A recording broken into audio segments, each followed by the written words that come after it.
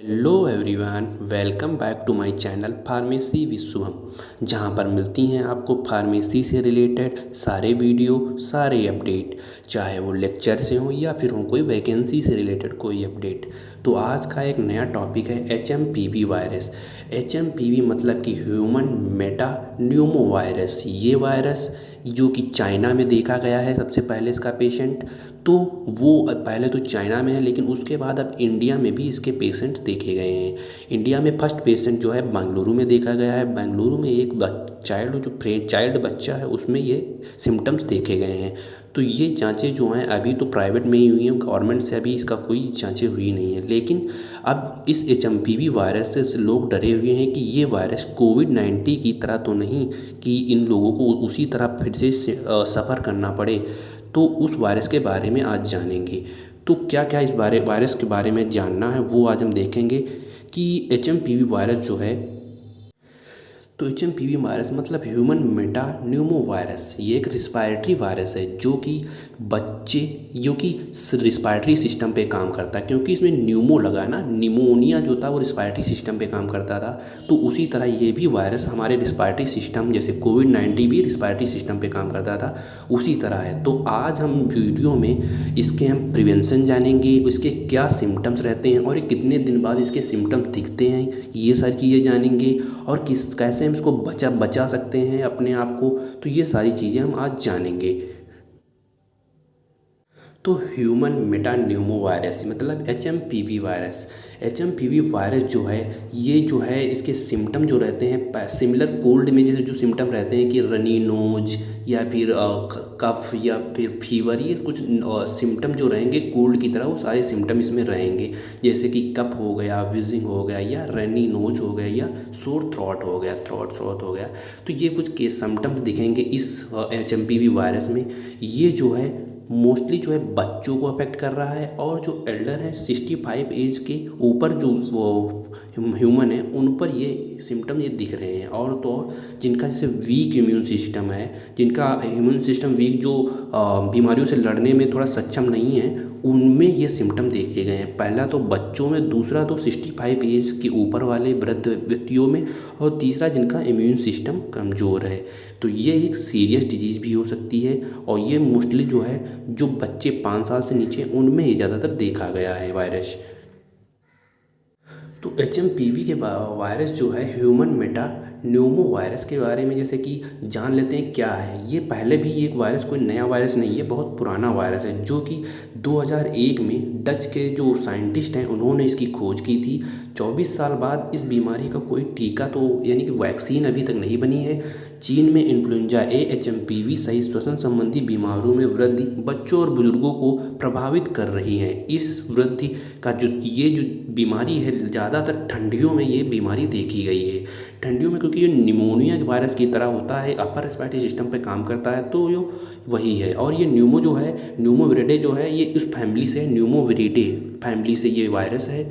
ठीक है, ये वायरस में क्या क्या इलाज रहेंगे, और ये तो इलाज रहेंगे वो तो हम बताएंगे। इसके अलावा ये जो वायरस है कोविड-19 की तरह mRNA वायरस की पर काम करता है। ठीक है, तो इसी तरह जब कोविड जो आया था 2019-20 में, महामारी जो आई हुई थी, उसी तरह ये भी तो नहीं, इसी से लोग डरे हुए हैं। तो कोविड का तो पहला पेशेंट केरल में देखा गया था 30 जनवरी को, लेकिन अभी इसका HMPV का वायरस जो है वो सबसे पहला बेंगलोर में देखा गया है। एक बच्चा अफेक्टेड है इससे, वो देखा गया है।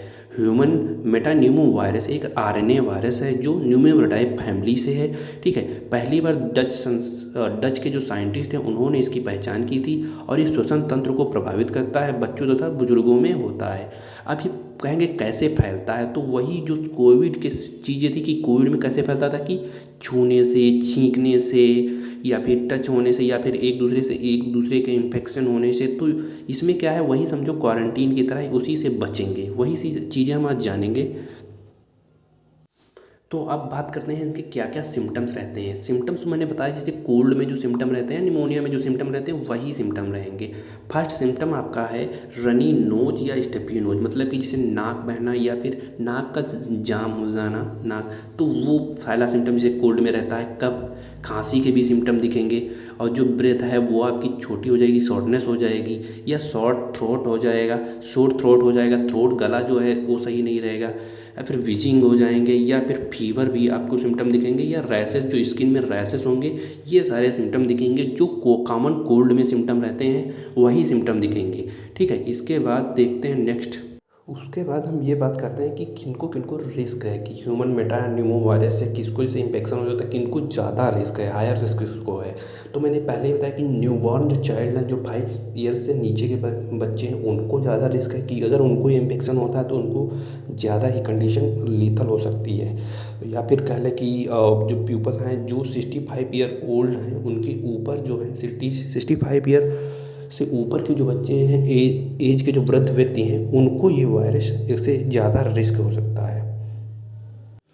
इसके अलावा जिन पेशेंट्स को अस्थमा है या फिर स्टेरॉइड यूज़ कर रहे हैं, उनको भी ये जो है रिस्क, हायर रिस्क हो सकता है। इसके अलावा those with chronic obstructive COPD जो डिजीज है, क्रोनिक ऑब्स्ट्रक्टिव पल्मोनी, जो कि रिस्पायरेटरी सिस्टम से रिलेटेड जो डिजीज जिसे जिन पेशेंट को रह चुकी हैं, हिस्ट्री जिनकी है, उनको जो अफेक्ट, अगर इन्फेक्शन हो जाता है तो थोड़ा ज़्यादा कंडीशन हायर रिस्क हो सकता है। या फिर जिसका वीक इम्यून सिस्टम है, उनको भी ये हो सकता है। या फिर जिसके कैंसर हो गया या HIV हो गई ये, या फिर किसी आर्गन का ट्रांसप्लांट कराया है, तो उनका थोड़ा इम्यून सिस्टम जो है वीक हो जाता है, उन लोगों को ये ज़्यादा रिस्क हो सकता है। इसके बाद हम बात करते हैं कि हम डायग्नोसिस, अगर ये वायरस हो जाता है तो हमें कैसे पता चलेगा कि ये ह्यूमन मेटा न्यूमो वायरस है या आपके कॉमन कोल्ड की वायरस सिम्टम्स हैं। तो डॉक्टरों ने क्या किया है, एक फिजिकल एग्जामिनेशन किया है और उसमें फैमिली मेडिकल हिस्ट्री को भी देखा कि कोई ऐसा वायरस पहले तो नहीं कोई इनको अफेक्ट हो चुका है। और फिजिकल एग्जामिनेशन मतलब कि कोई भी एग्जामिनेशन कर ले रहे हैं, कि जैसे कि उसमें था PCR था कोविड-19 में, उसी तरह इसमें भी PCR है, रैपिड एंटीजन टेस्ट और PCR, यानी कि RAT और PCR, जो 2 वायरस हैं, ये इन 2 टेस्ट हैं जिनके ज़रिए चेक किया जाता है कि ये virus human Meta Numa virus है या फिर ये कॉमन कोल्ड है। जो HMPV वायरस है, HMPV वायरस जो 3 से 6 दिन लेता है अपने सिम्टम डेवलप करने में, मतलब कि जैसे कि इसका इंक्यूबेशन पीरियड बोल रहे हैं, या सिम्टम जो जनरेट इसके होते हैं HMPV के, 3 से 6 दिन में इसके सिम्टम दिखने लगते हैं। और कोई जैसे रिस्पायरेटरी डिजीज़ हैं या रिस्पायरेटरी वायरस हैं, उनके कम से कम 6 से 7 दिनों में इनके सिम्टम दिखते हैं। तो ये वायरस को तो कुछ डिफरेंस है इसमें और कोविड-19 में। इसके अलावा क्या, can you get HMPV virus twist, मतलब कि आप दोबारा HMPV वायरस पास हो सकता है। Yes, you can get it more than once. ये ऐसा नहीं है कि ये वायरस, अगर आपको अभी वैक्सीन तो है नहीं, अगर आप इससे क्योर भी हो जा रहे हैं तो ये दोबारा भी हो सकता है। But symptom are typically milder after you first about. Symptom जो होंगे कुछ इससे बुरे होंगे जो पहले वाले वायरस से। तो ये तो मैं बता ही चुका हूँ कि ये एक बिग ब्रेकिंग न्यूज़ है कि जो फर्स्ट केस है वो 8 मंथ का बेबी है, जो कि बेंगलुरु में देखा गया है। रिपोर्ट्स बोल रही हैं कि ये जो है बेंगलुरु में ये पेशेंट देखा गया है, जो 8 महीने का बच्चा है। मैंने बोला था जो बच्चे न्यूबॉर्न बेबी होंगे उनको ज़्यादा ये वो दिक्कत का। इसके बाद हम देखेंगे इसका मैनेजमेंट या ट्रीटमेंट, उसके बाद हम प्रिवेंशन देखेंगे। मैनेजमेंट में क्या, जैसे अब जब वायरस आपको हो गया तो क्या क्या दवाएं चलेंगी या क्या इसके उपचार रहेंगे वो देख लेते हैं।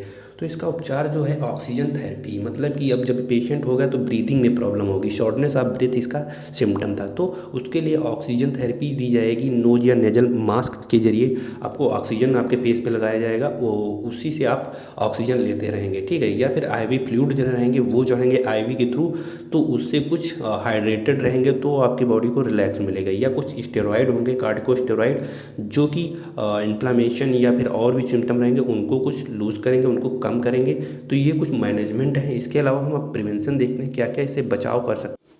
अब बात रही बचाव की, बात रही प्रिवेंशन की, तो इससे क्या क्या हम बचाव कर सकते हैं कि हमें ये वायरस ना हो।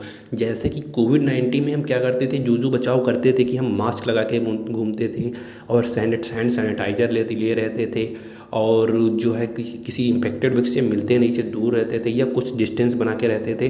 तो ये सारी चीज़ें कुछ रहेंगी जो कि रहेंगी, जैसे कि क्या करें क्या ना करें। पहले तो मास्क लगा कर निकलें, अगर बाहर निकल रहे हैं मार्केट में तो आप मास्क लगा कर निकलें। फिर संक्रमित जो व्यक्ति है, जैसे किसी को लग रहा है कि थोड़ा भी कॉमन कोल्ड के भी सिम्टम है, तो उसको छुए ना, उससे थोड़ा दूरी बना लें। हाथों को सैनिटाइजर से धोएं। अगर आप बाहर निकल रहे हैं तो कोई चीज़ अगर खरीद रहे हैं या फिर कुछ मार्केट में घूम रहे हैं तो सैनिटाइजर से हाथ बार बार धोएं। भीड़ भाड़ वाली जगहों पर ना जाएं। पहले तो मार्केट में जाने की कोशिश करें कि अवॉइड करें, कि कम से कम जाएं, क्योंकि ये जब वायरस है तो इसको फैलने में समय नहीं लगेगा। आप लोग जानते हैं इससे क्योंकि भली बात परिचित है, क्योंकि कोविड वायरस भी वायरस ही था, वो कैसे फैला था उसी तरह इसका भी सिम्टम है कि कैसे ये फैलेगा, कैसे ये सिस्टम है, वो सारा वही है।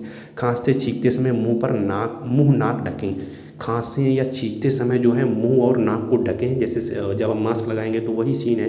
टिश्यू पेपर रुमाल का पुनः उपयोग ना करें, मतलब कि जैसे टिश्यू पेपर हो गए या रुमाल हो गए, अगर आप बार बार उसी को यूज़ कर रहे हैं तो उसमें जो आपने जो छींका है तो वो वायरस या इन्फेक्शन है उसी टिश्यू या रुमाल में रह जाएगा, जो कि आप फिर वही करेंगे तो उससे और ज़्यादा खा सकता है। कम से कम टिश्यू पेपर अगर यूज़ कर रहे हैं एक बार उसको फेंक दीजिए दोबारा, या फिर रुमाल है तो उसको धुला लीजिए, 2-3 बार धुला लीजिए, उसके बाद फिर यूज़ करें। जो संक्रमित से दूरी पर रहें, मतलब कि कुछ जैसे कि कुछ गज की दूरी थी ना, जैसे कि कोविड में, उतनी दूरी डिस्टेंस बनाए रखें। बीमार लोगों से निकट संपर्क ना रखें। पानी पिएं, खूब से खूब पानी पिएं, विटामिन सी खाएं, तो ये तो कुछ रहेंगे। और पौष्टिक खाना खाएं, अच्छी नींद लें। लक्षण लगने पर तुरंत जांच कराएं। अगर आपको ऐसे कुछ सिम्टम जैसे मैंने बताया था कि रनी नोज या क्लोजनेस नोज हो गया, या फिर शॉर्टनेस ऑफ ब्रेथ हो गया, या फीवर हो गया, तो 6 से 7 दिनों 3 से 6 दिनों तक ये अगर सिम्टम आपको दिखते हैं लगातार, और अगर नॉर्मल ड्रग से नहीं सही हो रहे हैं तो आप तुरंत डॉक्टर को जाएं और जांच करवाएं। ठीक है, तो बिना डॉक्टर की सलाह के कोई भी दवा ना लें, क्योंकि डॉक्टर जो है वही अगर जांच करेंगे उसके बाद प्रिस्क्राइब करेंगे, वो डॉक्टर सही रहेगी। आप जैसे इंस्टाग्राम हो गए या रील्स हो, यहाँ पर जो दवाएं बताए वो नहीं। ऑफिशियल अभी गवर्नमेंट की तरफ से अगर ऐसे पेशेंट देखे जा रहे हैं तो एक गाइडलाइन इशू की जाएगी, वो दवाएँ चलेंगी। उसके अलावा कुछ एंटीबायोटिक, कुछ कॉमन कोल्ड में जो ड्रग चलती हैं वो चलती हैं। ठीक है, तौलिया और लिनन जैसी चीज़ें शेयर ना करें। तौलिया मतलब एक दूसरे के तौलिए शेयर ना करें, जिससे ज़्यादा और इन्फेक्शन बढ़ सकता है। तो ये कुछ बचने के उपाय हैं। तो ये इन्फॉर्मेशन अगर आप लोगों को सही लग रही है तो प्लीज़ वीडियो को लाइक करिए, इससे बचने की कोशिश करिए। जो जो जैसे हमने बचने के उपाय बताए हैं कि ऐसे से बचा जा सकता है। अगर कोई भी सिम्टम्स लग रहे हैं तो प्लीज़ आप दूरी बना लें पहले से ही, और ड्रग्स या फिर डॉक्टर के पास जाके बताएं ये मुझे दिक्कत हो रही है, तो वो रिपोर्ट लेंगे, जांच कराएंगे, उसके बाद आपको सही ड्रग प्रिस्क्राइब करेंगे। तो अगर वीडियो आपको अच्छी लगी तो प्लीज़ लाइक करिए और चैनल को सब्सक्राइब करिए। वीडियो को लास्ट तक देने के लिए धन्यवाद। Thank you.